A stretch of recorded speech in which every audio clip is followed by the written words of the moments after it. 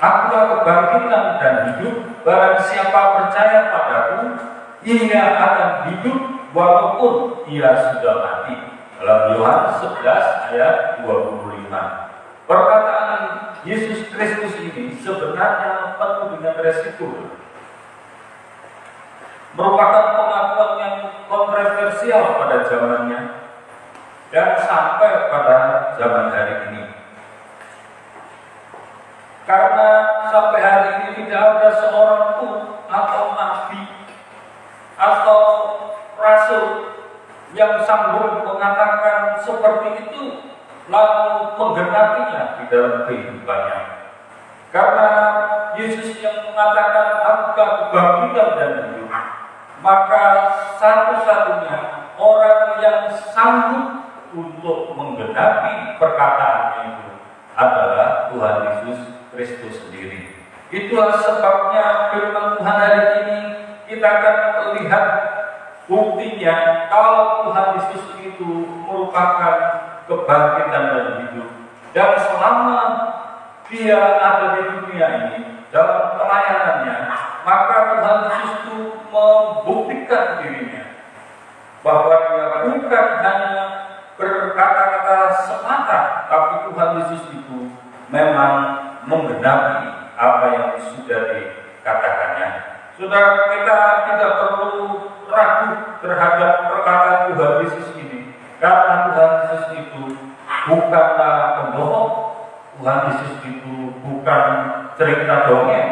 Tuhan Yesus itu bukan hanya ngomong doang, tapi Yesus itu berbicara dan dia itu memberikan buktinya. Nah, apa buktinya kalau Tuhan Yesus sebagai kebangkitan dan hidup? Firman Tuhan yang pertama itu adalah Tuhan Yesus itu memberi atau membuktikan dia membangkitkan anak Jairus di dalam Matius 9 ayat 18 sampai 26. Di sana kisahnya dicatat dalam firman Tuhan. Tapi saya akan membacakan sebagian firman Tuhan itu. Sementara Yesus berbicara demikian kepada mereka, datanglah seorang kepala rumah ibadat lalu menyembah dia dan berkata, anakku perempuan baru saja meninggal, tetapi datanglah dan letakkanlah tanganmu atasnya, maka dia akan hidup. Saudara sekalian, bahwa pejabat kepala rumah ibadat pada waktu itu, atau sekarang disebut kita kenal dengan nama sinagoge atau tempat ibadahnya orang Yahudi, dan dia adalah kepala ibadah di sana. Dan saudara, ketika anaknya itu meninggal, bukan lekas-lekas dikubur. Ketika anaknya meninggal, bukan lekas memberitahukan khalayak ramai atau jemaah yang biasa beribadah di tempat itu. Tetapi Yairus ini sebagai kepala rumah ibadat di situ, dia bukan mencari sibuk, mencari pertolongan sana kemari, justru dia datang kepada yang tepat, yaitu kepada Tuhan Yesus. dengan imannya yang sangat kuat dia katakan, anak perempuan baru saja meninggal, tetapi janganlah dan letakkanlah tanganmu atasnya, maka ia akan hidup. Saudara, ini satu iman yang luar biasa yang dimiliki oleh Bapak Yairus ini, bahwa anaknya itu memang sudah meninggal dan sekarang ini perlu pertolongan, dan pertolongan ini pertolongan yang susah didapatkan sebenarnya, karena yang diminta oleh Yairus yaitu pertolongan supaya anaknya itu hidup kembali. Waduh, kalau ada orang yang sakit itu pasti dibawa ke dokter atau ke rumah sakit untuk segera minta pertolongan atau mendapatkan pertolongan. Tapi bagaimana kalau orang yang sakit ini ternyata sudah meninggal, lalu baru dibawa ke dokter, lalu dibawa ke rumah sakit dan mengatakan, tolonglah dokter, tolonglah ini, anakku ini sudah mati, supaya sekarang ini bisa dihidupkan kembali. Sampai hari ini saudara, tidak ada obat yang menyatakan salah satu obat untuk mengobati orang mati supaya hidup kembali. Tidak ada ceritanya. Tapi Yesus ini sungguh-sungguh merupakan juga Tuhan yang ditantang dalam persoalan ini. Karena apa? Karena dia sendiri sudah mengatakan, akulah kebangkitan dan hidup. Dan sekarang ini ada orang yang mati, kan? Dan ketika mati itu, justru kepala badan ini ingin menunjukkan bahwa Yesus itu memang benarkah dia adalah Allah atau Tuhan kebangkitan dan hidup. Itulah sebabnya di ayat berikutnya saudaraku sudah bisa membaca di sana, Matius pasal 9 ayat 24 sampai 26. Di sana dikatakan, berkatalah dia, pergilah, karena anak ini tidak mati tetapi tidur. Tetapi mereka menertawakan dia. Setelah orang banyak itu diusir, Yesus masuk dan memegang tangan anak itu, lalu bangkitlah anak itu. Maka tersiarlah kabar tentang hal itu ke seluruh daerah itu. Nah, saudara sekalian, ketika Tuhan Yesus itu datang ke rumah Yairus itu, sudah banyak orang yang melayat di situ. Ada yang menghibur dengan puji-pujian, ada yang menaikkan musik dengan seruling dan gambus, dan semua orang di sana sedang ribut. Yang satu ingin menyiapkan apa yang diperlukan untuk penguburan, yang satu menghibur dengan nasihat, yang satu sedang dengan menyanyi. Wah, sangat riuh di situ. Dan ketika Tuhan Yesus itu datang dan mengatakan, pergilah, anak ini tidak mati tetapi tidur. Tetapi mereka menertawakan dia. Sudah jelas, saudara, ketika orang yang melayat sebegitu banyaknya, tiba-tiba Tuhan Yesus datang ke tempat itu dan mengatakan bahwa anak ini tidur.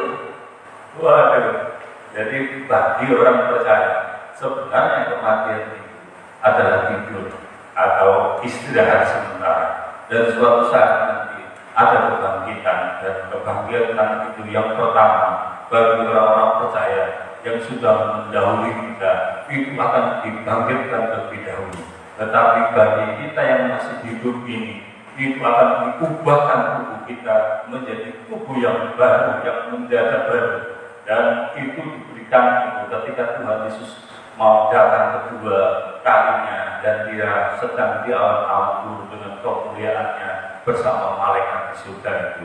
Itu nanti akan terjadi kegemparan yang luar biasa, karena semua orang akan melihat Yesus itu memang adalah Tuhan kebangkitan dan hidup. Dan ketika orang-orang yang melayat itu dan dikatakan suruh pergi, ya semua menertawakan Yesus. Karena apa?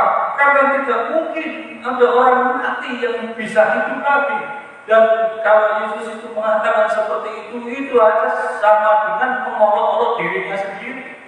Dan itulah sebabnya orang lain itu menertawakan, karena memang tidak ada kejadian seperti itu. Tapi saudara sekalian, ketika Yesus masuk itu dan kemudian masuk ke dalam kamar itu bersama orang tuanya dan kemudian bersama muridnya, dia datang di sana dan Yesus masuk dan memegang tangan anak itu. Hanya memegang itu, ya, dipeganglah tangan anak itu, lalu bangkitlah anak itu. Rohnya yang sudah keluar dari tubuhnya itu kembali lagi ke tubuh anak itu, dan anak itu menjadi hidup kembali. Ketika hidup kembali itu lalu diserahkan kepada orang tuanya, dan beritanya itu tersebarlah di daerah, seluruh daerah di mana Yairus itu tinggal. Wah, luar biasa ini. Jadi kebangkitan Yesus memberikan kebangkitan kepada anak Yairus ini bukan kara-kara, ini bukan dongeng, tetapi ini adalah sejarah, dan ini adalah faktanya bahwa Yesus merupakan kebangkitan dan hidup itu sudah membuktikan melalui anak Yairus yang dibangkitkan itu. Apakah masih ada lagi bukti? Oh, masih ada buktinya. Kita akan melihat yang kedua itu, bahwa Tuhan Yesus itu membangkitkan anak janda di kota Nain, yaitu Lukas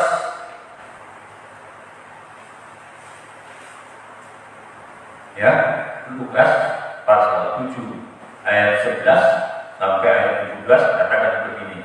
Yesus membangkitkan anak muda di Nain. Kemudian Yesus pergi ke suatu kota yang bernama Nain. Murid-muridnya pergi bersama-sama dengan dia, dan juga orang banyak menyertainya berbondong-bondong. Setelah ia dekat pintu gerbang kota, ada orang mati diusung keluar, anak laki-laki, anak tunggal ibunya yang sudah janda, dan banyak orang dari kota itu menyertai janda itu. Dan ketika Tuhan melihat janda itu, tergeraklah hatinya oleh belas kasihan. Lalu ia berkata kepadanya, "Jangan menangis." Sambil menghampiri usungan itu, ia menyentuhnya, dan sedang para pengusun berhenti. Dan ia berkata, "Hai anak muda, aku berkata kepadamu, bangkitlah." Maka bangunlah orang itu dan duduk dan mulai berkata-kata, dan Yesus menyerahkannya kepada ibunya. Semua orang itu ketakutan, dan mereka memuliakan Allah sambil berkata, "Seorang nabi besar telah muncul di tengah-tengah kita, dan Allah telah melawat umatnya." Maka tersiarlah kabar tentang Yesus di seluruh Yudea dan di seluruh daerah sekitarnya. Saudara, dalam firman Tuhan ini jelas dikatakan bahwa ada anak muda satu-satunya, anak janda yang di kota Nain ini sedang diusung keluar untuk dikuburkan. Dan sudah biasa pada zaman itu, kota itu tidak boleh ada kuburannya. Jadi kalau menguburkan orang mati itu pasti diusung keluar sampai keluar dari kota, ya, dan dikubur di luar kota. Nah, kecuali di daerah kita ini masih ada kuburan di dalam kota, ya. Nah, pada zaman itu kalau orang mati itu pasti dikubur di luar kota. Nah, saudara sekalian, ketika Tuhan Yesus melintasi menuju kota itu, di dalam perjalanan itu ketemulah, dan Tuhan Yesus itu dikatakan diikuti orang dengan berbondong-bondong. Saya kira orang berbondong-bondong itu pasti lebih dari satu, ya. Dan mungkin juga kalau saudara menghitung lebih dari 100 orang. Karena dikatakan berbondong-bondong sangat banyak sekali dan mengikuti Yesus. Dan yang sisi yang lain juga ada rombongan yang menyertai janda ini yang akan menguburkan anaknya. Dan ketika Tuhan Yesus itu melihat situasi ini, dan dikatakan Tuhan Yesus itu tergerak hatinya oleh kata belas kasihan melihat seorang janda yang ditinggal mati oleh satu-satunya anaknya ini. Wah, itu sangat menyedihkan sekali. Tetapi ketika bertemu dengan Tuhan Yesus itu, perubahan sangat luar biasa. Kesedihan orang yang mengusung itu berubah dengan luar biasa. Orang-orang yang tadinya mungkin melihat akan apa yang terjadi sekarang itu satu hal yang berubah dengan sukacita yang luar biasa. Oleh karena apa? Tuhan Yesus tadi itu menyentuh itu keranda ayat itu dan kemudian berkata kepada anak itu, "Hei anak muda, bangunlah." Siapa yang berani mengatakan begitu? Nah, saya juga berani kalau ada orang mati lalu, "Hei bangunlah," gitu ya. Tapi bangunnya itu gimana? Belum tentu itu bangun beneran. Toh kalau bangun orang pada takut semua ya. Atau orang mati itu lalu bangun itu udah biasa. Kadang-kadang bergerak aja orang itu jenazahnya bergerak-gerak, padahal belum tentu jenazahnya bergerak-gerak. Tapi ini sangat luar biasa ketika di keranda itu bahwa Tuhan Yesus menyentuh dan berkata anak itu menjadi bangkit lagi, menjadi hidup lagi, dan sukacita itu yang luar biasa ditunjukkan sebagai yang ketakutan. Karena apa? Ada yang situasi yang luar biasa yang dihadapi. Malah mungkin ada orang yang sudah mati dan diusung ke luar kota mau dikuburkan itu menjadi hidup dan itu. Tetapi bagi sebagian orang justru bersukacita karena bukan karena ketakutan menjadi hantu seperti tidak, tapi ketakutan itu karena Allah itu telah datang. Dikatakan orang-orang ini, orang-orang ya, bukan Yesus, tapi orang-orang itu menyebut apa? Ini adalah nabi besar sudah datang, ya. Nabi besar. Sekarang seorang nabi besar telah muncul di tengah-tengah kita. Dan ini perkataan orang-orang yang melihat mujizat yang terjadi seperti itu. Dan ini bukan Yesus yang mengatakan dia adalah nabi besar, tapi orang-orang, tapi juga orang-orang yang sudah melihat peristiwa itu dikatakan dia mengakui Allah telah melawat umatnya. Allah telah melawat umatnya. Dan siapa yang melawat umatnya? Yang disebut Allah itu adalah Yesus Kristus. Jadi Yesus Kristus saat itu disebut sebagai nabi besar dan orang-orang itu, tapi juga karena dia disebut Allah telah melawat umatnya. Jadi ini luar biasa. Yesus tidak pernah mengaku dia adalah nabi besar, tidak. Aku orang lain itu menyebut dia itu nabi besar dan Allah melawan umatnya. Ini luar biasa. Sudah terjadi kebangkitan dari anak laki-laki janda di Nain ini disaksikan oleh murid-muridnya, disaksikan oleh orang banyak yang berbondong-bondong mengikutinya, dan disaksikan juga oleh pengusung jenazah yang menuju kuburan itu, tapi juga disaksikan oleh orang lain mungkin yang melewati jalan itu. Jadi ini bukan cerita kanan, ini bukan cerita bohongan, tetapi ini benar-benar kenyataan dan benar-benar terjadi pada waktu itu. Sehingga firman Tuhan ini menjadi pengajaran dan penghiburan bagi kita. Kita tidak takut karena Yesus itu yang kita sembah adalah Allah kebangkitan dan hidup. Yang ketiga, Tuhan Yesus itu juga memberikan bukti bahwa Yesus adalah kebangkitan dan hidup itu adalah ketika dia membangkitkan Lazarus yang sudah 4 hari dikubur itu. Dia katakan Lazarus dalam Yohanes 11 ayat 40 sampai ayat 44, firman Tuhan saya bacakan ya.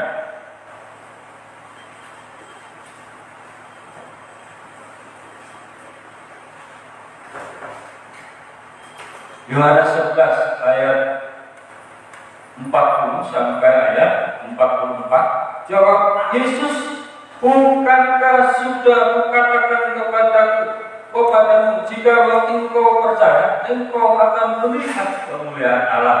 Maka mereka mengangkat batu itu. Lalu Yesus menengadah ke atas dan berkata, Bapa, aku mengucap syukur kepadamu karena engkau telah mendengarkan aku. Aku tahu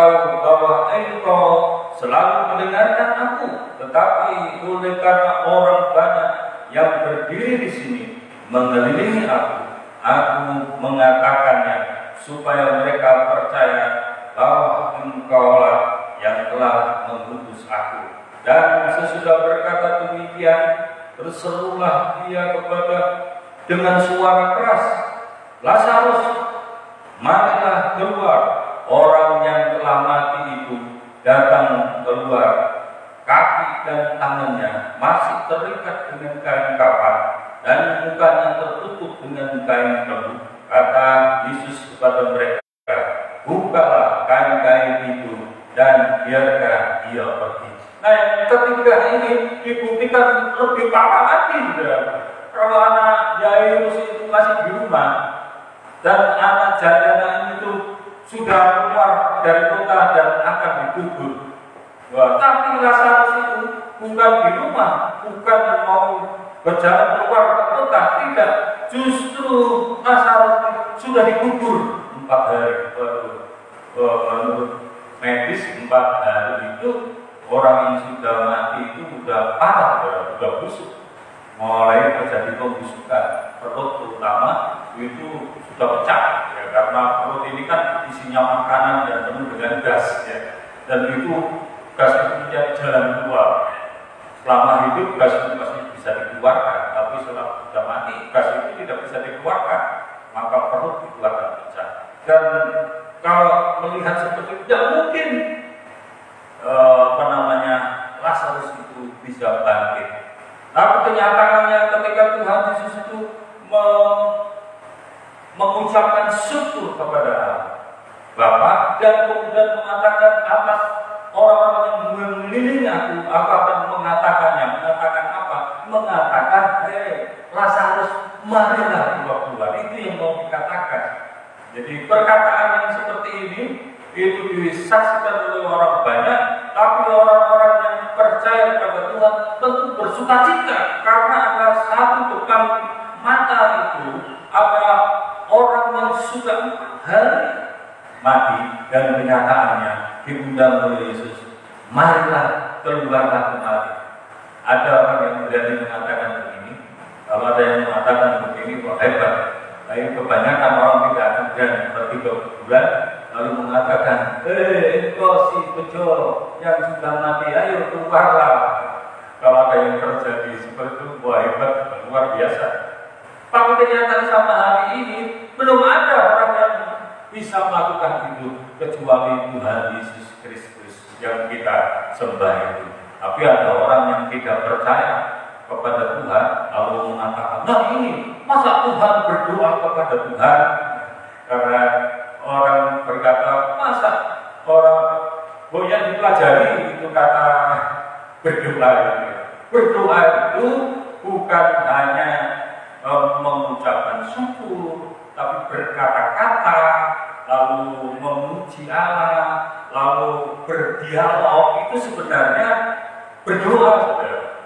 Nah, Yesus itu bukan berdoa seperti kita berdoa kepada Tuhan, ya Tuhan Yesus Engkau berkati. Tidak, tetapi Yesus itu berdialog dengan Allah Bapa yang dia mengatakan, aku akan mengatakannya. Ya, dia hadapan orang banyak. Mengatakan apa? Yaitu mengatakan, Lazarus, marilah keluar. Itu yang mau dikatakan oleh Tuhan Yesus. Dan ketika perkataan Yesus itu adalah firman Allah itu yang menghidupkan, dan kita belajar minggu yang lalu, firman itu juga adalah Allah, maka ini adalah firman Allah. Meskipun hanya dia katakan, Tuhan Yesus hanya mengatakan firman-Nya itu dengan kata, dan sesudah berkata demikian, berserulah ia dengan suara keras, Lazarus, marilah keluar. Ini adalah perkataan firman Allah. Ini adalah firman Allah yang keluar dari mulut Allah.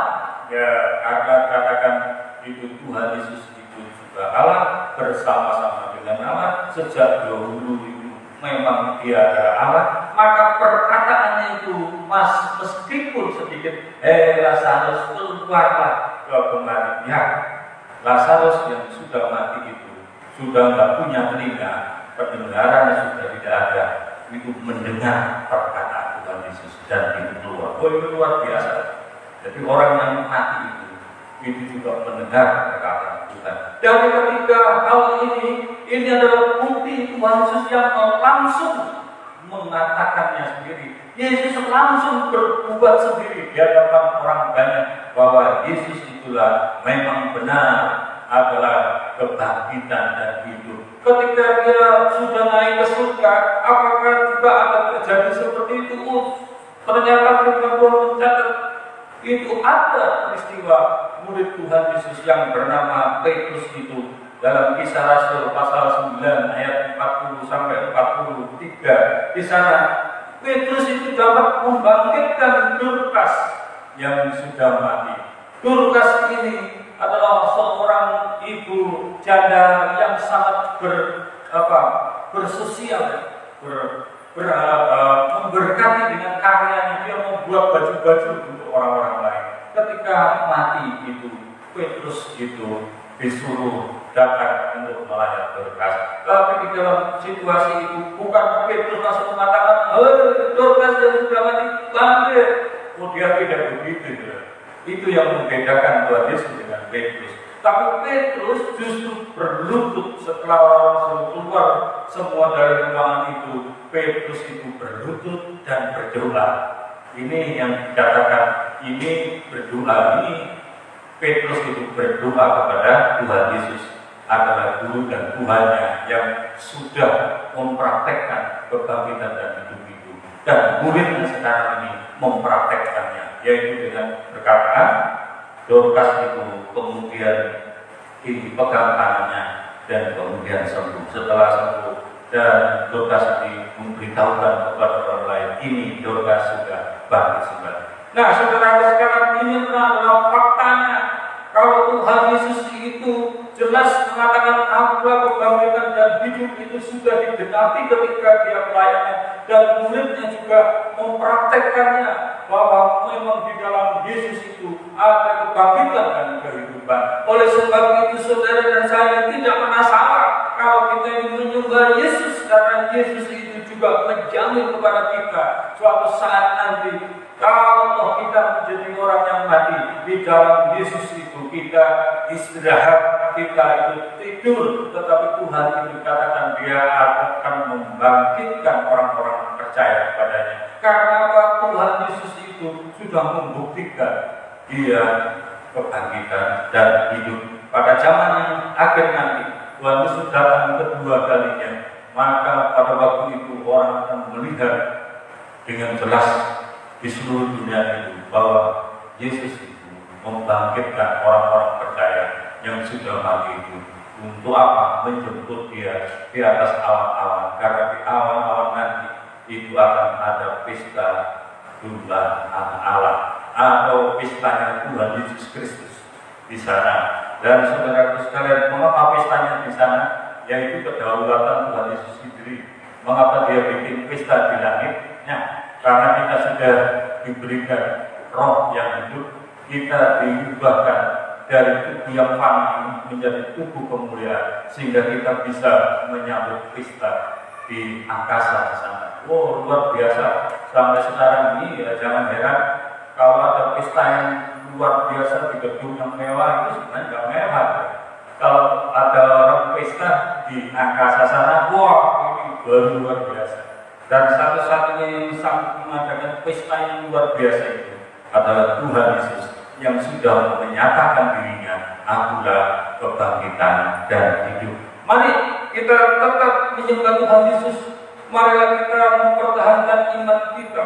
Kalau ada kesulitan tentang pengertian firman Tuhan, tanyalah kepada hamba Tuhan, tanyalah kepada pendetamu. Kalau ada kesulitan firman Tuhan, jangan datang kepada orang yang tidak pernah belajar firman Tuhan, maka engkau akan ditipu oleh dia. Tapi datanglah kepada hamba Tuhan, datanglah kepada pendeta yang kesulitan untuk mengerti firman Tuhan. Karena firman Tuhan itu akan membawa kita kepada hidup yang kekal. Haleluya, puji Tuhan. Kiranya demikianlah firman Tuhan. Berbahagialah orang mendengarkan dan melakukannya. Mari kita berdoa. Bapa di surga, Engkau berkati kami semua yang sudah mendengarkan firman-Mu. Biarlah firman itu berkuasa dan menetap dalam pikiran dan hati kami, supaya kami menjadi orang yang hidup, sungguh-sungguh hidup di hadapan Tuhan. Terpujilah nama-Mu. Dalam nama Tuhan Yesus Kristus yang hidup, kami sudah berdoa dan mengucapkan syukur. Haleluya. Amin. Puji Tuhan, silakan Michael dan Ibu Sofia untuk meneruskannya.